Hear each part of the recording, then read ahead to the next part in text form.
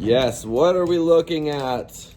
That is a log cut up and designed and divided into how we're going to use it. We've templated it.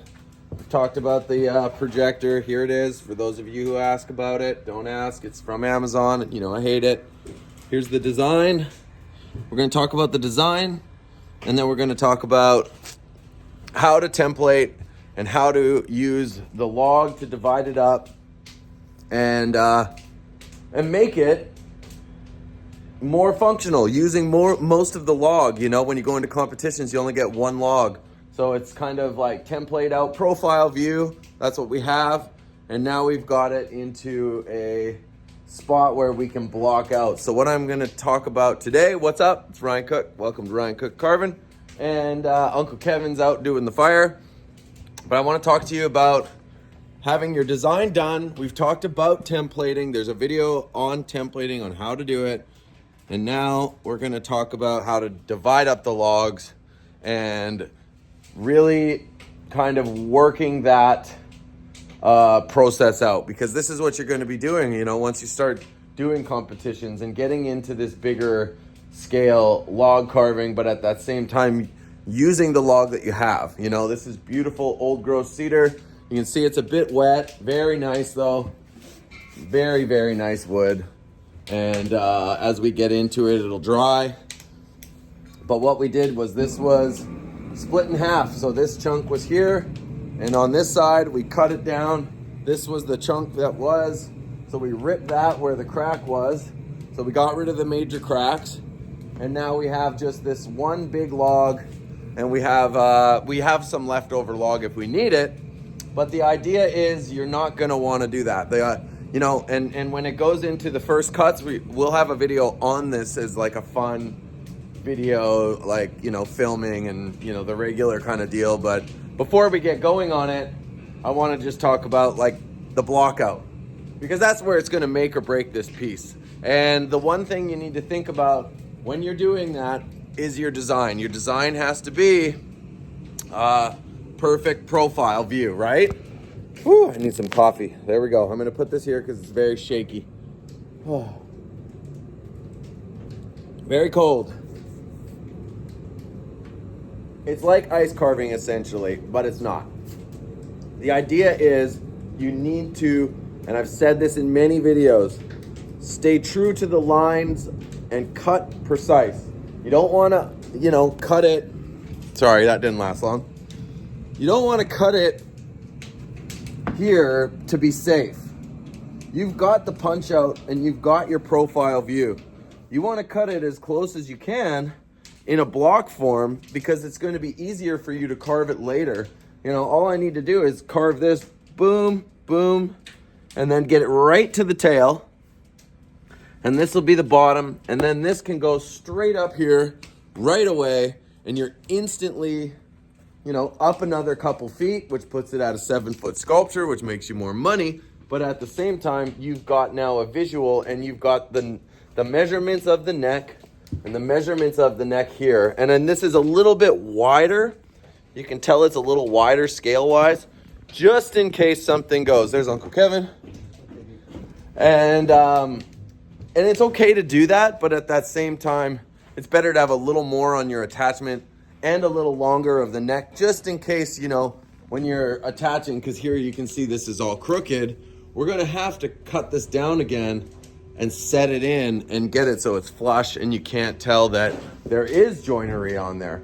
So, you know, like once we've done this part here, we'll cut here and we just have to go straight through like this. You line yourself up to this log right here, line yourself up, try to cut as straight as possible, and make sure that your cuts are not like wavering, because if you go in half an inch and it's up like that with a big long bar, that's going to be 4 inches on a 24-incher. You know, if you can keep it straight and true, that's going to be the best way for you to block out and do this kind of style of carving. And that's going to be one of the things that's going to make or break for us doing this right now. Is that, oh, there's Chris. Is that when you're carving this way, like you can carve anyway. We could sculpt this out and we could whittle at it and do lots of different cuts. But because we've done this design and we've done the preparation, we can completely commit to cuts. And that's gonna be the thing that's gonna help you the most when you take your time, do your design, do your templates, and then you can push yourself right into the logs and maximize, you know, the use of log and the use of log, and then also what you're going to be doing with the log, right? So that being said, we're going to start punching this thing out, and of course, you know, it's easier said than done, but the idea is we're going to probably use CS 620, 24-inch toonie, 28-inch toonie. Maybe for the bigger block, we'll use this 731 or 7310, the CS 7310 with like a 36-inch bar to make like the first big cut. We're gonna do the big cuts first and just remove as much weight as you can. And that's gonna be what's gonna speed you up the most, you know? Like the seal block out, you gotta just be really true to the lines. The head, boom, boom, boom, 3 cuts, 4 cuts. That can go up and doesn't have to be perfect at the time, but visually you'll then go, okay, now I see my piece. Then you can kind of like tack it and carve it. You know, a little trick tip is when you tack these, just use a screw. Doesn't have to go in all the way, but use some spray paint so you don't hit them. You know, that's what I always do, and I always say that, but still hit them all the time.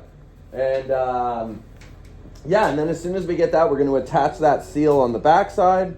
We're going to do some fish, maybe some crabs, and then really cool rock slate, shale, that kind of stuff. And if anything comes up, you know, that'll be in the other videos. But just for this kind of video that we're doing right now is just talking about using the log and then from templating, blocking. So I hope this has been kind of instructional. And also I hope Kevin's been listening too, because he's got to do the same thing. And this is kind of that same idea that, you know, Chris Fultz instilled, that Chris Fultz taught me when I started carving ice. And that's one of the things that we're kind of doing right now. And this is a great practice for me and Kev, because we're going to do ice carving in Fort St. John next week. But, you know, we are going to just, because that's what ice is. You template, you block, you punch it out, and then you go. So that's kind of what it is. And then as soon as you see that seal and you flip it upside down and over, it will be all good. So it won't be as like, right now seeing it upside down, it's a mind bender. But if you were to flip it, see, that looks way better, right?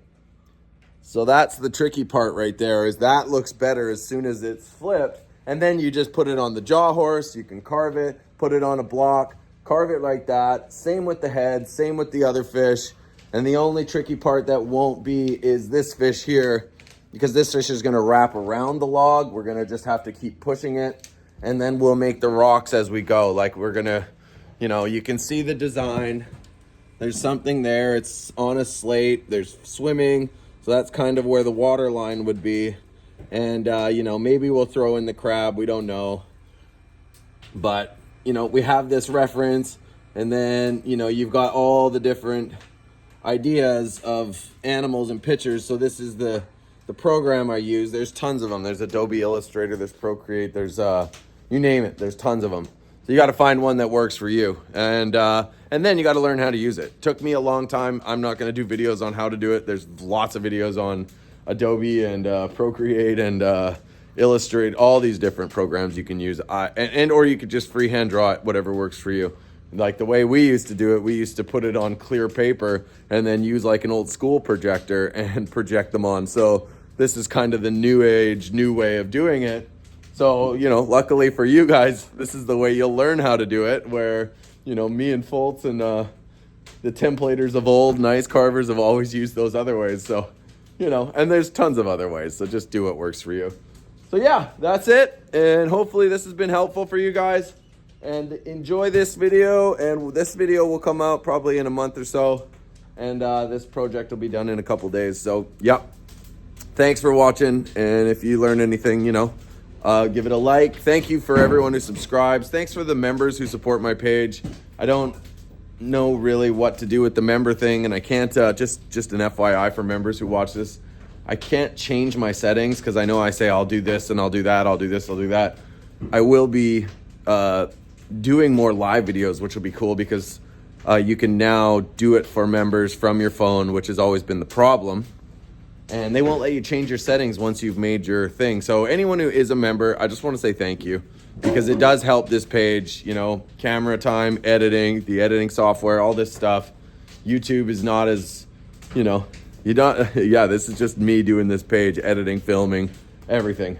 So thank you. Thank you so much for everybody. And yeah, we're going to carve. So have a great day and we'll talk to you later. This is going to be awesome, Kev.